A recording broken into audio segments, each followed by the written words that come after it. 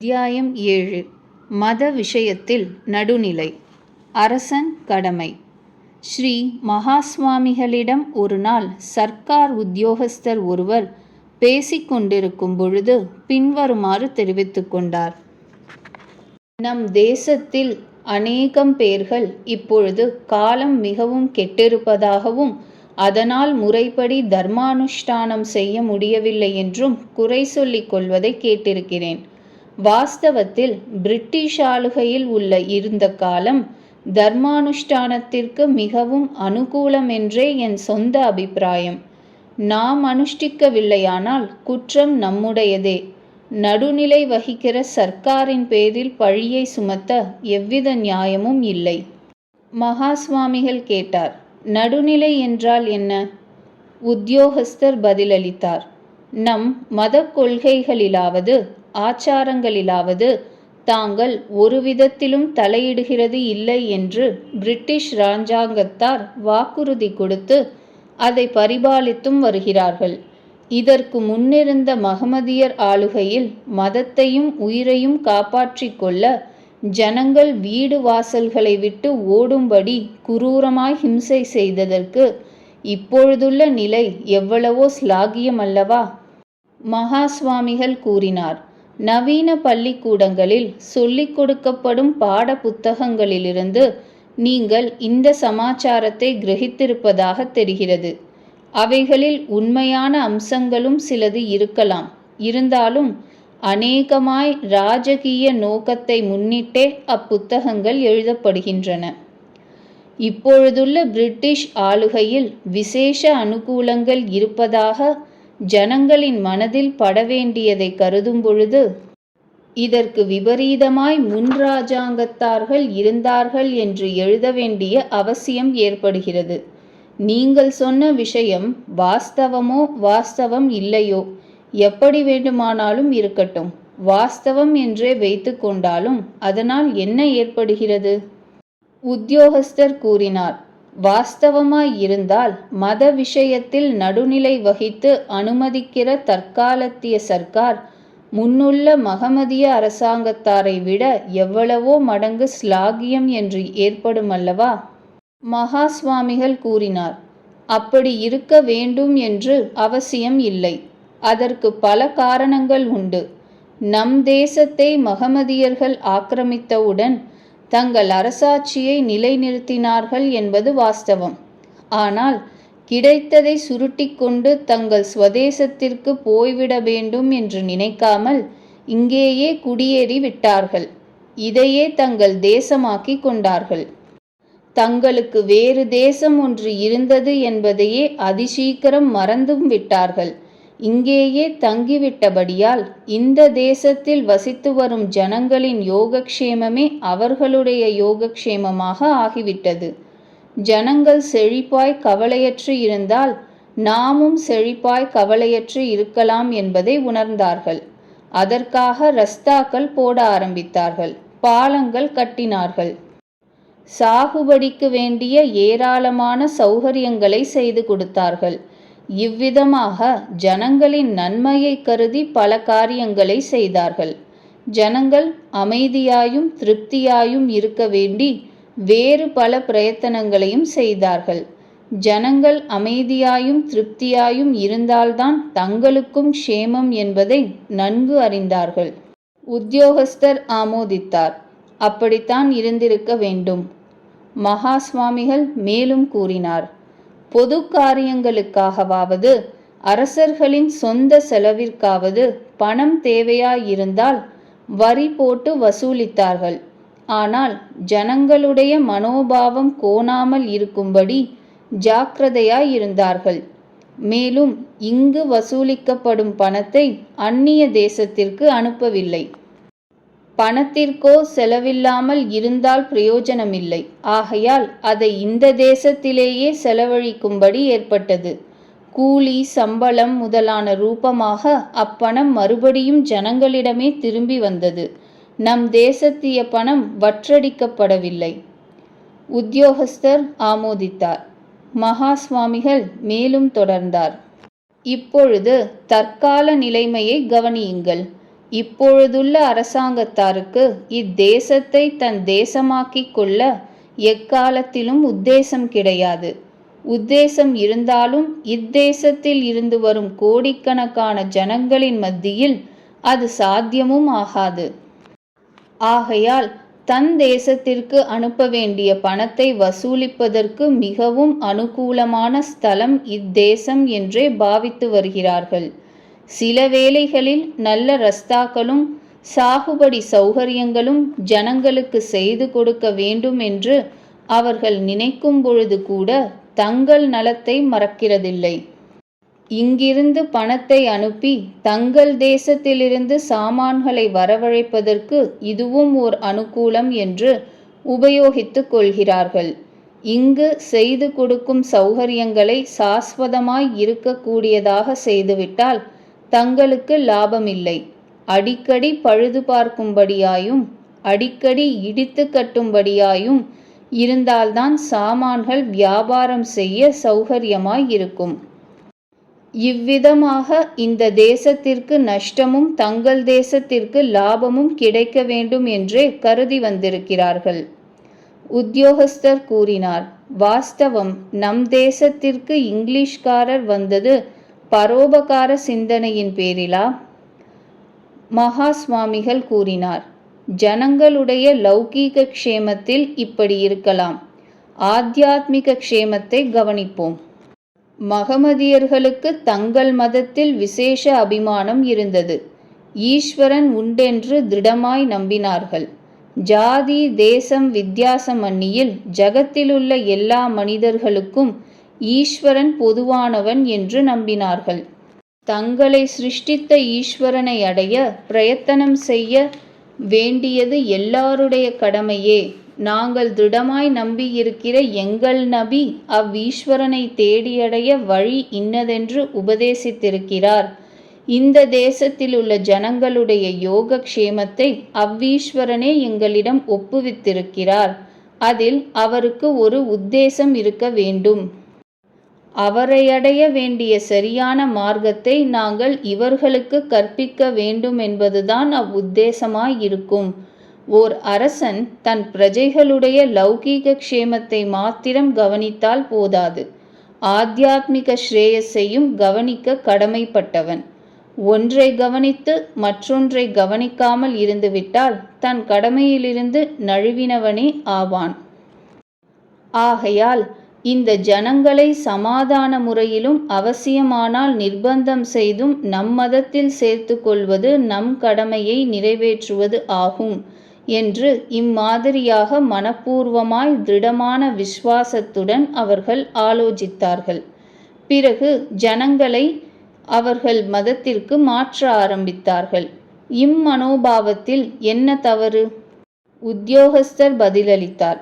இவ்விதமாய் கவனித்தால் தவறு இல்லைதான். மகா சுவாமிகள் மேலும் கூறினார். இப்பொழுதுள்ள அரசாங்கத்தார் எங்களுக்கு வரிதான் குறி. லௌகீகத்திலும் ஜனங்களின் நன்மையை விட எங்கள் நலமே முக்கியமானது. மத விஷயத்தில் நாங்கள் நடுநிலையில் இருக்கிறோம். அதாவது ஜனங்கள் எப்படி போனாலும் எங்களுக்கு கொஞ்சம் கூட அக்கறை இல்லை. அவர்கள் ஸ்வர்க்கத்திற்கு போனால் என்ன, நரகத்திற்கு போனால் என்ன, வரியை சரியாய் செலுத்த வேண்டும். செலுத்தாது போனால் வசூலிக்க எங்களுக்கு சக்தி இருக்கிறது. இது ஒன்றுதான் எங்களுக்கு குறி என்று சொல்கிறார்கள் அல்லவா? உத்தியோகஸ்தர் பதிலளித்தார். தாட்சண்யம் இல்லாமல் சொல்கிற பட்சத்தில் அப்படித்தான் ஆகிறது. ஆனால் மத விஷயத்தில் தாங்கள் உதாசீனமாய் இருப்பதாக சர்க்கார் ஒப்புக்கொள்கிறது இல்லை.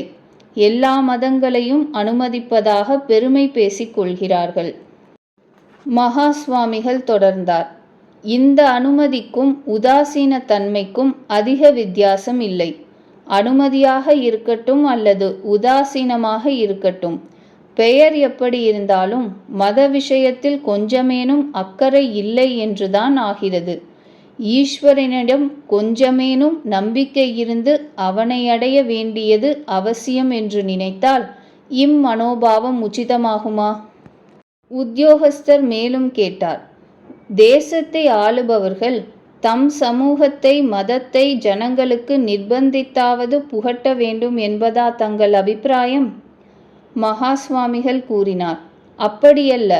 மகமதியர்கள் பலாத்காரமாக இதரர்களை தங்கள் மதத்தில் சேர்த்து கொண்டாலும் அவர்கள் கருத்துப்படி அதில் ஆக்ஷேபிக்க தகுந்த அம்சமாவது யுக்திக்கு விருத்தமான அம்சமாவது சொல்வதற்கில்லை என்பதை மாத்திரம் எடுத்து காட்டினேன். ஈஸ்வரனிடமும் தங்கள் நபியினிடமும் அவர்களுக்கு இருந்த திருடமான விஸ்வாசமே அவர்களுடைய மனோபாவத்திற்கு காரணம். அது ஸ்லாகியமே ஆகும். ஈஸ்வரனையே புறக்கணித்து அல்லவா தற்கால அரசாட்சி நடக்கிறது. உத்தியோகஸ்தர் மேலும் கேட்டார், மனோபாவம் நல்லதாயிருந்தாலும் அதனால் நம் முன்னோர்களுக்கு எவ்வளவு ஹிம்சையும் கெடுதலும் ஏற்பட்டன. மகா சுவாமிகள் பதிலளித்தார், வாஸ்தவம். ஆனால் அதற்கும் 2 விதத்தில் பிரயோஜனம் இருந்தது. நம் மதத்தில் பற்றுதலும் ஆச்சரணையும் குறைந்திருந்த இந்துக்களை அவர்களுக்கு லௌகீகமாக சில சௌகரியங்களை ஏற்படுத்தி கொடுப்பதாக சொல்லியோ லௌகீகமாக சில அசௌகரியங்களை ஏற்படுத்தி விடுவதாக பயமுறுத்தியோ சுலபமாக தங்கள் மதத்தில் அவர்கள் சேர்த்து கொண்டார்கள். நம் மதத்திலுள்ள அநேக நிர்பந்தங்கள் அங்கு கிடையாது. இவர்களும் அம்மதத்திற்கு மாறிவிட்டபடியால் நம் ஹிந்து ஜன சமூகத்திலிருந்தும் வெளிப்பட்டு விட்டார்கள். உத்தியோகஸ்தர் கேட்டார், இது எப்படி நன்மையாகும்? நம் சமூகத்திற்கு நஷ்டம் அல்லவா? மகா சுவாமிகள் கூறினார், இல்லை. நம் சமூகத்தில் துர்பலமாயும் நோயுற்றதாயும் உள்ள அம்சங்கள் வெளிப்படுத்தப்பட்டு இனி அதில் மறுபடியும் சேர வழியில்லாமல் ஏற்பட்டு விட்டதால் பாக்கி உள்ளவர்கள் பலத்துடன் நோயற்று இருக்க முடிந்தது. நம் தேகத்தில் தோன்றும் ஒரு இரத்தக்கட்டியை அறுத்து வெளிப்படுத்தினால் நஷ்டமும் உண்டு, வலியும் ஏற்படும் என்பது வாஸ்தவம். அதே மாதிரி நம் சமூகத்திலிருந்து சிலரை வெளிப்படுத்துவதன் மூலம் நம் ஜனத்தொகை குறைய நேரிட்ட பொழுது நம் முன்னோர்களும் மிகவும் சிரமப்பட்டுத்தான் இருப்பார்கள். ஆனால் தேகத்திலுள்ள இதர பாகங்கள் பலமாய் நோயற்று இருக்க வேண்டுமென்றால் இந்த சிகிச்சையை எடுத்துத்தானே ஆக வேண்டும். இது கடைசியில் நன்மையை தருமல்லவா?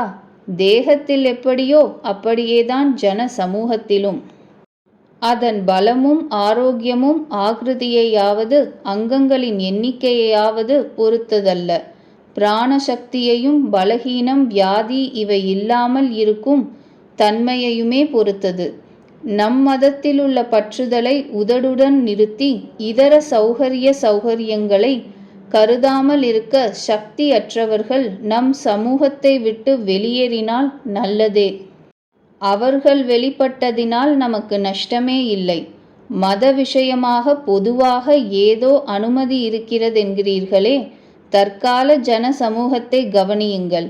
தன் மனதிற்குள் மகமதியராகவோ கிறிஸ்துவராகவோ இருந்து கொண்டு வெளியிலும் அவர்களைப் போலவே நடை உடை பாவனைகளை வைத்து கொண்டு இந்து அல்ல என்றே தோன்றும்படியாக ஒருவன் நடந்து வந்தாலும் அவன் இக்காலத்தில் இன்னமும் ஹிந்து என்ற பெயரையே வைத்து கொண்டிருக்கிறான். அவனை ஹிந்து அல்லவென்று சொல்ல உங்களுக்கு அதிகாரம் கிடையாது. அவ்விதம் சொல்லிவிட்டால் உங்கள் பேரில் மான நஷ்டத்திற்கு அவன் நடவடிக்கையும் எடுக்கலாம். உங்கள் அடுத்த வீட்டுக்காரரோ உங்கள் சகோதரரோ உங்கள் சம்பிரதாயாச்சாரங்களுக்கு விரோதமாய் நடந்தாலும் கிராமத்தில் உங்கள் வீட்டிலேயும் இவரை நீங்கள் சகித்துத்தான் தீர வேண்டும். உங்கள் சம்பிரதாயங்களையும் ஆச்சாரங்களையும் பார்த்து கொஞ்சமேனும் சகிக்காமல் அவன் பரிகசிக்கவும் செய்யலாம். நீங்கள் மாத்திரம் அவனுடைய நடத்தையை ஆக்ஷேபிக்க கூடாது. ஆக்ஷேபித்தால் நவீன நாகரிகப்படி நீங்களே புத்தியற்ற 10ஆம் பசலி பிடிவாதக்காரன் என்ற வசைக்கு ஆளாவீர்கள். ஆகையால் அவனை உங்கள் மத்தியிலேயே வைத்துக்கொண்டு அவன் உங்கள் குடும்பத்தையும் குழந்தைகளையும் கெடுக்கிறதை நீங்கள் ஆக்ஷேபிக்காமல் பார்த்து கொண்டிருக்க வேண்டும். இதுதான் நவீன சகனம் என்பது. உத்தியோகஸ்தர் ஆமோதித்தார். அப்படித்தான் இருக்கிறது. ஆனாலும் இது நம் சமூகத்தின் பல குறைவை காட்டுகிறதே ஒழிய சர்க்காரிடம் என்ன தோஷம்? மகா சுவாமிகள் கூறினார், சர்க்காருடைய உதவியில்லாத பட்சத்தில் எந்த ஜன சமூகம்தான் பலமாயிருந்து தன் கட்டுப்பாட்டை மீறுகிறவர்களிடம் தன் தீர்மானங்களை நிறைவேற்றிக் கொள்ள முடியும்? போதாததற்கு ஜன சமூகத்தின் செல்வாக்கையே அடியோடு போக்கக்கூடிய காரியங்களை சர்க்காரே செய்வதாயிருந்தால் என்ன செய்ய முடியும்? உத்தியோகஸ்தர் கேட்டார். தாங்கள் சொல்கிறபடி நம் சமூகத்திற்கு மகமதியர் உதவி செய்து வந்தார்களா? மகா சுவாமிகள் பதிலளித்தார். மனப்பூர்வமாக அவர்கள் ஒருபொழுதும் உதவி செய்தது இல்லை. ஆனாலும் அவர்கள் உத்தேசிக்காமல் இருந்தாலும் அவர்களுடைய ஆட்சியில் காரியாம்சத்தில் நம் சமூகம் பலப்பட்டே வந்தது. நம் மதத்திற்கு விரோதிகள் என்று பகிரங்கமாய் அவர்கள் தங்களை சொல்லிக் கொண்டபடியால் அவர்களை எதிர்க்க நாம் நம்மை தயார்படுத்தி பலப்படுத்தி கொண்டோம். நமக்கு சத்ரு இருக்கிறான் என்று நிச்சயமாய் தெரிந்தபடியால் எங்கேயேனும் ஏதாவது சந்தேகம் தோன்றினால் உடனே ஜாக்கிரதையாக இருந்து வந்தோம். கிராமம், ஜாதி, மதம் இவ்விஷயங்களில் சமுதாய சக்தி விழித்து கொண்டு ஜாக்கிரதையாய் பலமுடன் இருந்து வந்தது. எந்த நிமிஷத்திலும் எதிர்ப்பு வரும் என்று எதிர்பார்த்து காலாகாலத்தில் சரியானபடி தயார் செய்து கொண்டார்கள். பகிரங்க யுத்தமானதினால் தங்களை காப்பாற்றிக் கொள்ள வேண்டி பலம் ஏற்பட்டது. இதுவே மகமதியர்கள் ஆளுகையில் ஏற்பட்ட மற்றொரு அனுகூலம். உத்தியோகஸ்தர் கூறினார். இது எப்படி அனுகூலம் என்றாவது? இப்பொழுதுள்ள அமைதியான ஜீவனத்தை விட அது எப்படி ஸ்லாகியம் என்றாவது தெரியவில்லையே. மகா சுவாமிகள் விளக்கினார். நமக்கு சத்ரு ஒருவன் இருக்கிறான், அவனுடன் எதிர்த்து போராட வேண்டும் என்று முன்னதாக தெரிந்தால் அதற்கு வேண்டிய ஆயுதங்களை கைப்பற்றி தயாராகலாம். யுத்த களத்தில் நேருக்கு நேர் சத்ருவை எதிர்ப்பது சிரமமில்லை. உங்கள் கூடவே இருந்து மித்திரனாக வேஷம் போட்டு கொண்டிருக்கிற சத்ருவை எதிர்ப்பதுதான் மிகவும் சிரமம். நம்மை பகிரங்கமாய் எதிர்க்கிற ஒரு புலியுடன் சண்டையிட முடியும். நமக்கு தெரியாமல் சரீரத்தில் புகுந்து இரத்தத்துடன் கலந்து கொஞ்சம் கொஞ்சமாய் தாக்ஷண்ய மண்ணியில் உயிரை வாங்குகிற விஷத்துடன் சண்டையிடுவது சாத்தியமில்லை. உத்தியோகஸ்தர் ஆமோதித்தார். மகா சுவாமிகள் மேலும் தொடர்ந்தார். அப்படியே மகமதியர் ஆட்சியில் நம் சத்ரு யார் என்று தெரியும். ஆதலால் எதிர்ப்பை எதிர்பார்த்து தயாரித்து கொண்டு வாழ முடிந்தது. இப்பொழுதோவென்றால் நமக்கு சத்ரு யார் என்பது தெரியாது. நம்மை எதிர்க்கவே இல்லை என்று எல்லாரும் சொல்லிக் கொள்கிறார்கள். நாமும் எதிர்க்கவில்லை என்று சொல்வதை கேட்டு கேட்டு நம் பலத்தை எல்லாம் இழந்து நிற்கிறோம். நமக்கு அபாயமே இல்லை என்ற தவறுதலான எண்ணம் ஏற்பட ஏற்பட மேலும் துர்பலராகி வருகிறோம். ஹிந்து மத விருத்தமான எண்ணங்களும் ஆச்சாரங்களும் விஷம் போல் நம் இரத்தத்தில் கலந்து வருகின்றன. இது விஷம் என்று தெரியாமலும் தெரிந்து கொள்ள இஷ்டப்படாமலும் நாம் இருந்து வருவதுதான் மிகவும் பரிதபிக்க வேண்டிய விஷயம். இந்நிலை மகமதியர்கள் நாளில் கிடையாது. உத்தியோகஸ்தர் கேட்டார். அப்படியானால் தற்கால சர்க்காரும் தங்களை ஹிந்து மதத்திற்கு விரோதி என்று வெளிப்படையாக சொல்ல வேண்டும் என்பதா தங்கள் விருப்பம்? மகா சுவாமிகள் கூறினார். நம்முடைய நன்மையை கருதினால் இப்பொழுது நம்மை க்ஷீணப்படுத்தி வரும் நடுநிலையை விட அவ்விதம் சொல்லிவிட்டாலும் நல்லதே ஆகும். உத்தியோகஸ்தர் கேட்டார். அல்லது இதர மதங்களுக்கு எதிரிடையாயிருந்து ஹிந்து மதத்திற்கு வேண்டிய உதவியை செய்ய வேண்டும் என்பது தங்கள் எண்ணமா? மகா சுவாமிகள் கூறினார். இது சாத்தியமில்லையே என்பது எல்லோருக்கும் தெரியும். உத்தியோகஸ்தர் மேலும் கேட்டார். அரசாங்கத்தார் கிறிஸ்துவர்கள், பிரஜைகளோ பல வகுப்புகளைச் சேர்ந்தவர்கள். அவர்களுக்குள் ஒரு குறிப்பிட்ட வகுப்பின் கட்சியில் சர்க்கார் சேருவது சாத்தியப்படுமா? மகா சுவாமிகள் கேட்டார். இதனால் எல்லா மதங்களுக்கும் ஒரே மாதிரி ஆதரவு அளிக்க கூடாதென்று ஆகுமா? உத்தியோகஸ்தர் கேட்டார். இப்பொழுது அப்படித்தானே செய்கிறார்கள்? மகா சுவாமிகள் கேட்டார். நீங்கள் நினைப்பது சரியல்ல. எல்லா மதங்களுக்கும் ஒரே விதமாய் ஆதரவு அளிக்கவே இல்லை. ஒரு கால் எல்லா மதங்களுக்கும் ஒரே விதமாய் அனாதரவு காட்டுகிறார்கள் என்று வேண்டுமானால் ஆகும். அதையே நடுநிலை என்கிறார்கள். உத்தியோகஸ்தர் கேட்டார். தங்கள் மதமல்லாத வேறு மதத்திற்கு அவர்கள் எப்படி ஆதரவு கொடுக்க முடியும்? தங்கள் மனசாட்சிக்கு விருத்தமாயல்லவா அவர்களை செய்யச் சொல்வதாக ஆகும். மகா சுவாமிகள் பதில் கூறினார். ஏதேனும் ஒரு மத அபிவிருத்திக்காக சர்க்காரிலிருந்து பணம் கொடுக்க வேண்டும் என்றாவது, அந்த மத்ஸ்தர்கள் சரியாக நடந்து வருகிறார்களா என்று பார்க்க வேண்டுமென்றாவது நான் கொஞ்சமேனும் சொல்ல வரவில்லை. உத்தியோகஸ்தர் மேலும் கேட்டார். வேறு விதத்தில் ஆதரவை எப்படி காட்ட முடியும்?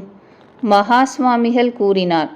தாங்கள் மத விஷயங்களில் கொஞ்சமேனும் தலையிடாமல் இருந்து கொண்டு அந்தந்த மத விஷயமாய் அவரவர்களுக்கு பூர்ண சுவாதந்திரியம் கொடுத்துவிட வேண்டும். உத்தியோகஸ்தர் கூறினார். தற்கால சர்க்காரும் இதையே செய்யவில்லையா? மத விஷயங்களில் தலையிடுகிறதில்லை. அவரவர்கள் மத சுவாதந்திரியத்தையும் பந்தோபஸ்து செய்தே கொடுக்கிறார்கள். மகா சுவாமிகள் கேட்டார். பேருக்கு அப்படி இருக்கலாம், காரியத்தில் இல்லை. விவரித்துச் சொல்கிறேன், கேளுங்கள். மகா சுவாமிகள் தொடர்ந்தார். விதேசிய அரசாங்கத்தாரும் அவர்களைப் போல் பாவனையை அடைந்திருக்கும் நம்மில் சிலரும் நம் நோக்கம் நம் ஆச்சரணம் இவை இன்னவென்று கொஞ்சமேனும் அறியாதவர்கள். மதம் என்றால் நித்தியப்படியுள்ள காரியங்களுக்கு சம்பந்தமன்னியில் வெளிப்பட்டதாய் அசாதாரணமாய் உள்ள ஏதோ ஒன்று என்று நினைக்கிறார்கள். உண்மையான ஹிந்துவுக்கோ என்றால் மதமும் நித்திய ஜீவனமும் ஒன்று.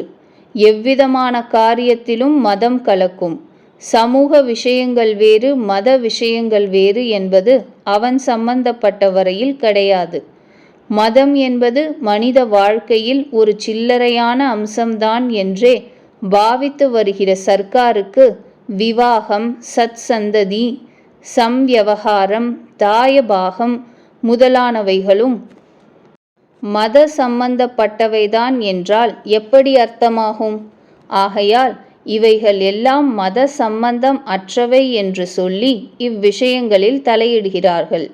ஆகையால் மத விஷயத்தில் நாங்கள் தலையிடுவதில்லை என்று அவர்கள் சொல்லிக் கொள்வது வாஸ்தவமில்லை. அதிலும் ஹிந்துக்கள் விஷயமாய் கொஞ்சமேனும் வாஸ்தவமில்லை. மகமதியர்கள் ஆளுகை காலத்தில் இவ்விதமாக கொஞ்சமேனும் தலையிட்டதும் கிடையாது. தலையிட பிரயத்தனம் செய்ததும் கிடையாது என்பதை ஞாபகப்படுத்துகிறேன்.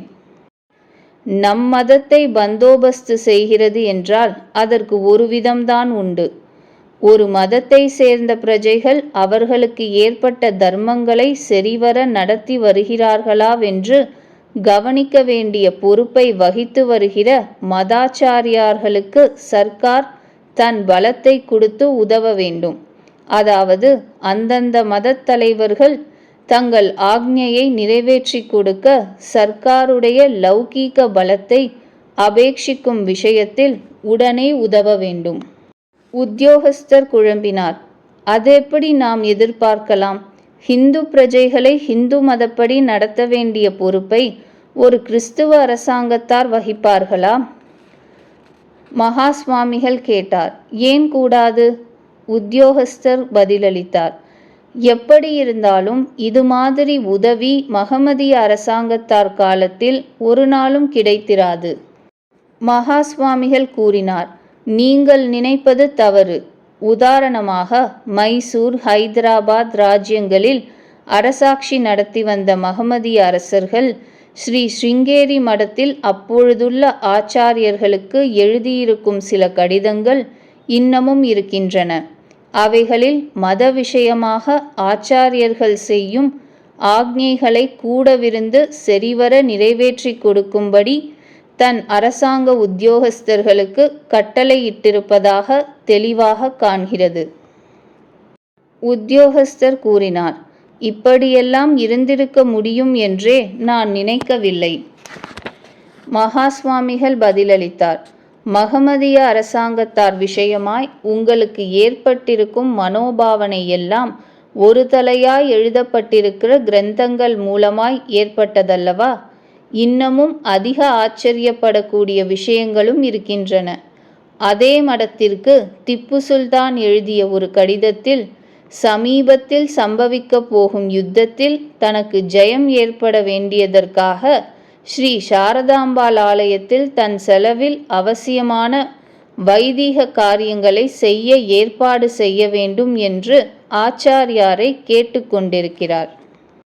உத்தியோகஸ்தர் கேட்டார். இதை கேட்க மிகவும் ஆச்சரியமாகத்தான் இருக்கிறது. மதக்கிறுக்கு பிடித்தவன் தன் மதத்தில் பிறரை பலாத்காரமாய் சேர்த்து கொண்டு வந்தவன் என்றல்லவா இவர்களுக்கு பேர் கிளம்பியிருக்கிறது. மகாஸ்வாமிகள் பதில் கூறினார். நாம் முன் சொன்னபடி இது மாதிரி கதைகளில் அதிகமாய் நம்பிக்கை வைக்க இடமில்லை. ஸ்ரீமடத்திற்கு திப்பு சுல்தான் ராஜா எழுதிய கடிதங்களும் தன் ஆயுள் முடிவு வரை பூர்ணையா என்ற பிராமண மந்திரியையே வைத்து கொண்டிருந்தார் என்பதும் மறுக்கத்தகாத பிரமாணங்களாகும்.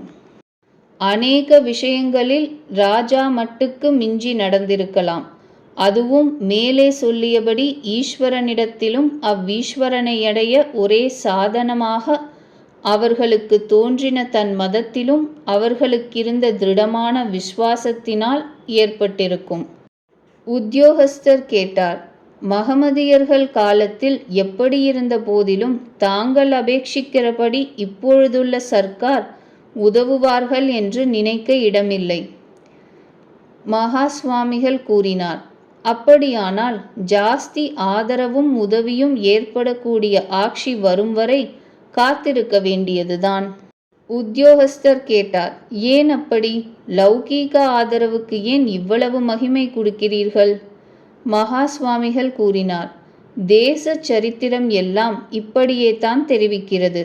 இத்தேசத்தில் நம் மதத்தை ரட்சித்து பரவச் செய்வதற்காக ஈஸ்வரனே ஸ்ரீ சங்கராச்சாரியார் ரூபத்தை தரித்து அவதரித்த போது கூட சுதன்வா என்று ஒரு அரசனின் லௌகீக உதவியை தேடி அடையவில்லையா? சர்வஜரான ஸ்ரீமத் வித்யாரண்ய சுவாமிகளும் வைதீக தர்மத்தை முன்னிலைமைக்கு கொண்டு வர பார்த்த பொழுது தனக்கு உதவியாயிருக்கும் பொருட்டு விஜயநகரம் என்ற ஹிந்து சம்ஸ்தானத்தை ஏற்படுத்தி கொள்வது அவசியம் என்று நினைத்து ஏற்படுத்தவில்லையா? ஸ்ருங்கேரியில் பூர்வாச்சாரியாராய் இருந்த மகான் ஸ்ரீமத் சங்கராச்சாரியாரின் ஜென்ம பூமியான காலடி க்ஷேத்திரத்தில் அவர் மூர்த்தியை பிரதிஷ்டை செய்யும் காலத்தில் பரமாச்சாரியாருடைய மேதையையும் சாமர்த்தியத்தையும் எனக்கு கொடுத்தாலும் கூட சுதன்வா போன்ற அநேக அரசர்களின் சகாயமும் கிடைத்தால்தான் நம் மதத்தை பாதுகாக்க என்னால் பிரயத்தனம் செய்ய முடியும் என்று வியக்தமாய் சொல்லவில்லையா? இப்பொழுதிருக்கும் நிலைமையில் நாங்கள் சக்தியற்றவர்களே. உத்தியோகஸ்தர் கூறினார். தாங்கள் சொல்கிற மாதிரியில் அரசாட்சி மாற வேண்டும் என்று கேட்கிற இப்பொழுதுள்ள தேசிய கட்சிக்காரருடைய அபிப்பிராயத்திற்கும் தங்கள் அபிப்பிராயத்திற்கும் அதிக வித்தியாசம் இருப்பதாக தெரியவில்லையே. மகாஸ்வாமிகள் கூறினார். அப்படியல்ல. சர்க்காரே மாற வேண்டுமென்று அவர்கள் எண்ணுகிறார்கள். சர்க்காரின் மனோபாவம் மாற வேண்டும் என்பதுதான் என் கருத்து. மேலும் தேசியம் என்று சொல்லிக்கொள்கிற கட்சியை முன்னின்று நடத்துகிறவர்களையும் அவர்கள் உபயோகிக்கும் வழிகளை கவனித்தால் அரசாங்க அதிகாரம் அவர்கள் கையில் சிக்கிக்கொள்ளும் விஷயத்தில் நம் மதத்திற்கு அதைவிட வேறு ஆபத்து கிடையாதென்றே தோன்றுகிறது. அவர்களில் ஒருவருக்கும் எந்த மதத்திலும் பற்றுதலே இருப்பதாக தெரியவில்லை. பற்றுதல் இருப்பதாக சொல்லிக் கொள்கிறவர்களும் வாய்ப்பேச்சுடன் சரி.